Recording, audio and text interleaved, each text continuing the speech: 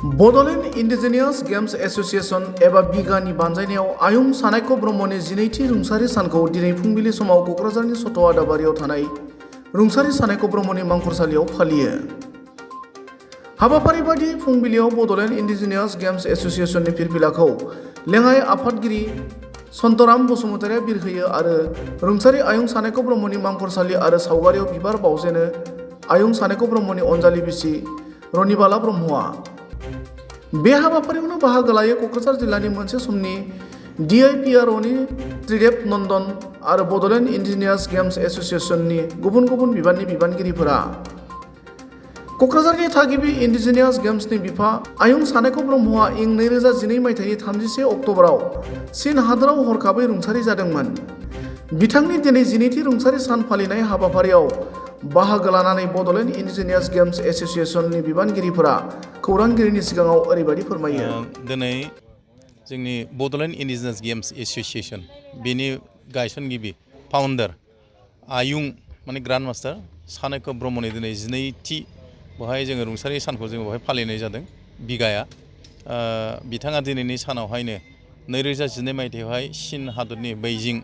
माने जेंजौ सिटियावहाय third world martial art championship जादोंमोन। बेवहायनो बिथाङा खमलायनाय दिन्थिनो थांदोंमोन। खेबथाम थार्ड टाइमनि थाखाय बिथाङा चीन हादराव थांदोंमोन 2012आव। जोबोर खाफाल हावरियानि खोथा, बिथाङा बै समावनो चीन हादराव बिथाङा फैफिननायसै समावहाय बैजिं सिटियावहाय बिथाङा रुंसारि जादों। बिथांनि बे रुंसारि जानायखौ जोङो दिनैसिमबो जोङो बिगाया फालिबोबाय थादों आरो बेबायदिनो फालिलांबाय थागोन। मानोना गोमालांनो हमनाय बर'नि गोमालांनो हमनाय गासैनो गोजाम गेलेनायफोर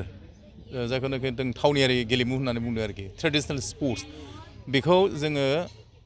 बे बिथांनि मोनसे सिमांमोन जे जों ट्रेडिशनेल स्पर्ट्सफोरखौ गोमालांनो हमनाय गेलेनायफोरखौ जों माबोरै रैखा खालामनो, बोरै संरैखा होनो आरो बिनि गेलेनायफोरखौ माखासेखौ जों बोरैहाय आपग्रेड खालामनो बा जों बोरै प्रम'सन खालामनो, बिथाङा बे सिमांखौ लानानै बेसेबांबा बोसोर रिसार्च खालामनो खामानि मावबोदों। आरो बिथाङा माखासे बे गोमालांनायनिफ्राय रैखा खालामनो थाखाय रुलफोर माखासे बानायना गालांदों। रुल थायोबा जिनिसा जों थांनानै थालांनायाव फोथांनानै गालांनो हायो, बेबायदि खालामलांदों बिथाङा। बे रुलफ्रा दिनैसिम आद्रा जानानै दं। आद्रा थानाय माखासे खामानिफोरखौ जों दा दिनै एफा मावनो लागै हमगासिनो दं, जों मावगासिनो दङ बोसोरफ्रोमबो। ओमफ्राय जाहाथे नोङो बे गोजाम गेलेमुफ्रा थांनानै थायो बयनिबो गेजेरावहाय जाहाथे बावलांजाया, बेनि थाखाय जों बोसोरफ्रोमबो इन्डिजिनियास स्पर्ट्स मिट एबा स्पर्ट्स फेस्टिभेल जों खुंनाय जायो बोसोरफ्रोमबो। आरो बेनि थाखाय जोङो BTC सरकारनिफ्राय जोङो बेखौ खुंनो थाखाय जोङो फान्ड मोननाय जायो आरो बे फान्डजोंनो बोसोरफ्रोमबो जोङो खुंनाय जायो। आरो बेल' नङा, खमलायनाया एसे आपग्रेड जाहैनाय लोगो लोगो खमलायनाया जोङो दिनै हादरनि खना खनला जेरावबो जोङो हांख्रायहरजायो, डेमनस्ट्रेसन खालामहैनांगौ जों जायो, बेबायदि जों खालामगासिनो दङ। ओमफ्राय प्रिजार्भेसननि थाखाय जोङो मा खालामगासिनो दङ, बेखौ जों बोरै रैखा खालामनानै दोनलांनो हागोन इयुन जोलैसिम, बेनि थाखाय जों खामानि मावगासिनो दङ आरोखि। ओमफ्राय आं मोनसे जिनिस लुबैदों, बिटिआर सरकारा माखासे जोबोद थुलुंगा गोनां मोनसे खामानि लादों। बेनो जाहैदों मा, बर'नि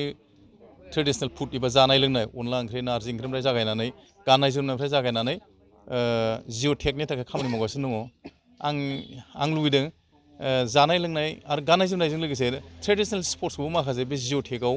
एसे सोसननानै लाफानो हायोबा जों जोबोद गोजोननाय मोनगोन बिगानिफ्राय। बाजेट हमनाया ओरैबायदि जादों, बाजेटआ गोबावसै जों माबानाया, जोङो बेखौ काउन्सिलावहायनो सेसनावहाय जोङो सासे MCLAनि थ्रुहाय जोङो बेखौ दैखांहोनाय जादोंमोन जे ट्रेडिशनेल स्पर्ट्सनि थाखाय बेखौ प्रिजार्भेसननि थाखाय मोनसे फान्ड माबा खालामनांगौ होननानै। दा बेनि लोगो लोगोनो जोङो बेबायदि मोननो हादों जे एनुवेलि जोङो 10 लाख जोंनो बाजेट हरनाय जायो। बे बाजेटनि थ्रुयै जोङो बोसोरफ्रोमबो बेजोंनो बे 10 लाखनि गेजेरजों जोङो मोनब्रै डिस्ट्रिक्टमोन आगोलाव, दा मोनब्रै डिस्ट्रिक्टजों नङा, बेवहाय माबाबो जायो, आसामनिबो नोङो गवालपारानिबो फैयो, कामरुपनिबो फैयो, कार्बि आंलं, ओमफ्राय बेबायदिनो गासै सनितपुर, बिश्वनाथ, बे गासैबो जों बाहागो लाफैजोबो। दा जिनिसा BTCआव थाबथाना थाया आरोखि जोंनिया। दा ओंखायनो जोङो बोसोरफ्रोमबो जेनेबा एनुवेल फेस्टिभेल जों खुङोब्ला बे गासै 6-7टा माबानिफ्राय डिस्ट्रिक्टनिफ्राय बाहागो लायो, जों बेखौ खुङो। बेजों लोगोसे आरो नैबे आयुं सानायख' ब्रह्मनि थैनाय जों फालियो। आरो बेजों लोगोसे जोङो बेनि गेजेरजोंनो जोङो वार्कशप जोङो खुङो। मालाबा जोङो आमोल दिमोल गेलेनाय दैनि गेमा बे मोनसेल'था, जों बेनि कम्पिटिसनबो होयो। ओमफ्राय बिदिनो बहाबा जों बाहेरायाव, नोङो बहाबा गोदान दिल्लीयावनो जा, बहाबा नोङो आउटसाइड स्टेट, जों बेफोरबायदिबो जोङो डेमनस्ट्रेसन हैनांगौ जाबाय थायो आरोखि बे बाजेटनि गेजेरजोंनो। नाथाय जोङो लुबैदोंमोन मा, प्रिजार्भेसननि थाखाय जोङो माखासे आरो जोंनो एक्सट्रा जोंनो बाजेट नांगौ जादों। मानो होनबा प्रिजार्भेसना ओरैबायदि जागासिनो दङ, माखासे गोजाम गेलेमुखौ दिनै गुबुनफ्रा जोंनिसो मासो होननानै बिदि लांनो नाजागासिनो दं जाहोना मा जोंहा जिअ'टेक खालामनो हायाखै जोंनाबो बेबो मोनसे ओमफ्राय जोङो रुल बुकखौ जोङो दिनैसिमबो नांगौ बायदि जों दिहुननो हायाखै पाब्लिकनो जोङो बिलाइजोबनो हायाखै रुल बुक जोंनो बानायथारनांसिगौ जों बेबायदि माखासे आद्रा खामानि दङ आरोखि माने दा बाजेटनिबो एसे गोनांथि जाबावदों जोंना बे बाजेटआ जों माने खुंगासेयावनो जों बिदि थांनो नागिरो ओमफ्राय माखासे एनुवेल एक्टिभिटिस जोंहा गोबांथार थायो आरोखि दा बेखौ नायनानै जोङो काउन्सिलखौ मुभ खालामबावदों बेखौ बोरैबा एसे एनहेन्स खालामनानै जों साबसिन खामानि मावबावनो हायो नामा बेबायदि आरोखि बे जोंनि इन्डिजिनियास गेम्सआ एक्सुवेलि बुंनो थाङोबा सानेक' ब्रह्म सारनिनो बिथांनिनो बे होनाय बिथाङानो फाउन्डार बिथाङानो दाना होनाय दा दिनै बर' हारिखौ बोखांनो थाखाय बर' हारिनि गेलेमु स्पर्ट्स इन्डिजिनियास गेम्सखौ बोखांनो थाखाय बिथाङा गोबां रिसार्च खालामदोंमोन दा बुंनो थाङोबा बिथाङा 10निफ्राय 12 बोसोर गाहाम गामि गामि ओनसोलाव थांनानै बे इन्डिजिनियास गेम्स जेरै गिला गेलेनाय बाथा गेलेनाय धप गेलेनाय खिखर गेलेनाय आमोल दिमोल गेलेनाय खमलायनाय बेबादि माने बुंनो थाङोबा जोङो दासिम आइडेन्टिफाइड खालामनाय हिसाबैबा जों गैयाबाबो 42 इन्डिजिनियास गेम्स जों बर'निल' बेखौ जोङो बोखांनो हादों आरो बिनि बे इन्डिजिनियास गेम्सखौ जोङो रुल्स एन्ड रेगुलेसन जोङो बानायगासिनो दं माखासे दाबो जों बानायनो हायाखै दा बिनि गेजेराव खमलायनाय आरो गिला गेलेनायखौ जोङो मडार्न गेम्सआव जों कनभार्ट खालामबाय दा दिनै बे मडार्न गेम्सआव जोङो खमलायनायखौ सायावबो जोङो बेखौ सोसननो हाबाय दा सायाव बेखौ एडप्ट खालामदों एस ए नन रेसिडेन्टेल गेम होननानै इन्डिजिनियास गेम होननानै इगमानि आन्दाराव आरो दा बुस्थुआ जाहैदों दा बावैसो जोंनि बे क'क्राझार सायाव फुटबल आरो काबाड्डिखौ बिनिफ्राय बोखारनो नागिरनायाव जाहा जोंनि मानाव गेदेत जोंनि बिटिसिनि चिफ प्रमद बर' बिथाङा इनिसियेटिभ लानायाव बे मोननैबो आयदा इभेन्टआ दा क'क्राझार सायाव थाफिनबाय दा खिन्थु जाहा मोनसे आरो प्रब्लेम जाबावदों मा जोंनि बे इन्डिजिनियास गेम्सखौबो बिनिफ्राय बोखारनायनि दा मायाव फैदों आरो दा जोङो जोंनि बिटिसि गभर्नमेन्टखौ जोङो खावलायो जे बिथांमोनहा जेरै फुटबल आरो काबाड्डिखौ लाखिदों थिग बेबादिनो गोजौ थाखोआव रायलायनानै जोंनि बे बर'नि इन्डिजिनियास गेम्स खमलायनायखौबो जोंनि सायावनो बाहाय दोनफिननायनि थाखाय बिथांमोनहा जेन इनिसियेटिभखौ लायो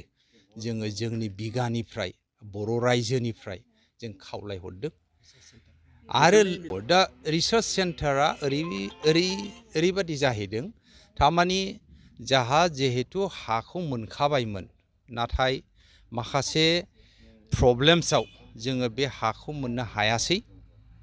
दा जोङो हाखौ नागिरगासिनो दं दा जोंना जाहैदों मा सानेक' ब्रह्म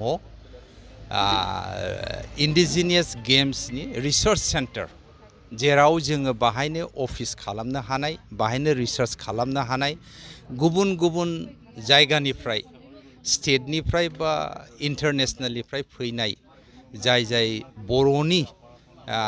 बे इन्डिजिनियास गेम्सखौ रिसार्च खालामनो नागिरनाय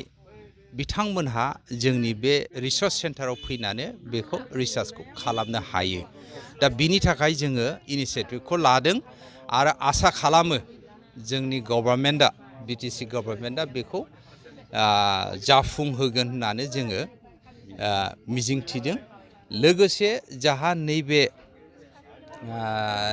जायगा बे मा होनो बेखौ औवाबारि जेराव थैनायनि बेखौ बिथांखौ फबनाय सानेक' ब्रह्म सारखौ फबनाय जायगायाव जोङो बाहायनो आपातत दा अफिस काम बाहायनो मा होनो बेखौ प्रेयार सेन्टार जायखिजाया जोङो बाहायनो खालामगासिनो दं नाथाय जाहा उसुबिदा जादों माखासे खामानिखौ मावनायाव जायगायाबो फिसा जोङो ओंखायनो नागिरदों दे गभर्नमेन्टआ जोंना बिटिसिआ जेन जोंनो बबेबा मोनसे अफिस खालामनो थाखाय जायगा होनायनि थाखाय आरो लोगोसे नैबे जायगाखौ बिउटिफिकेसन मोनसे सानिको ब्रह्म सारनिनो स्टेचु बाहाय बानायनाय लोगोसे बाहाय मोजाङै न'खौ बानायनो होनाय वालफोरखौबो मोजाङै होनानै जे बेसे नायथावथाव खालामनो हानाय आरो मोनसे एट्रेक्शन प्लेस जेरै मोनसे टुरिस्ट बा माबा मोनसे बेबादि जायगा सानिको ब्रह्मआ जे बर'नि सासे इन्डिजिनियास गेमनि नङा बिथाङा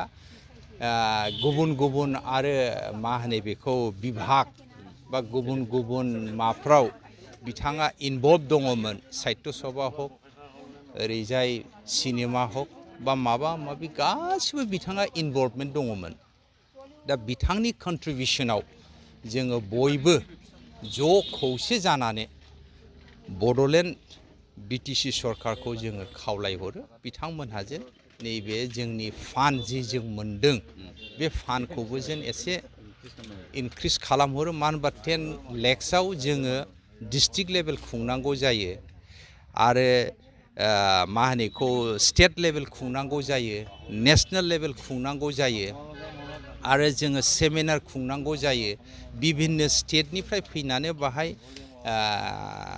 मा होनो बेखौ ट्रेनिं लाफैनाय जायो दा बेबादि खामानियाव बे 10 lakhs इज नट साफिसियेन्ट स' वी रिक्वेस्ट जोङो खावलायो जे बिथांमोनहा जोंनि बे फान्डखौ इनक्रिज खालामनानै होनायनि थाखाय खावलायहरनाय जायो आरो जोङो बे जोंनिनो बर'नि बे मोनसे बुंनो थाङोबा इन्डिजिनियास गेम्सआ जोंनि सम्पति बर'नि मोनसे नेरसोन बे नेरसोनखौ जोङो लाखिनांगौ आरो जों जुदि मावाबा गुबुना बेखौ मावनानै होनाय नङा दा ओंखायनो जोङो पाब्लिकजों बिगाजों आरो गासिबो बड'लेण्डनि बाखिन्दा जानानै जोङो साफ्रोमखौबो जोङो खावलायहरो बयबो जेन ज' खौसे जानानै जोंनि बे हारिमुवारि जोंनि बे बर'नि इन्डिजिनियास गेम्सखौ रैखा खालामनो थाखाय प्रटेक्ट खालामनो थाखाय प्रिजार्भ खालामनो थाखाय डेभेलप खालामनो थाखाय खावलायहरनाय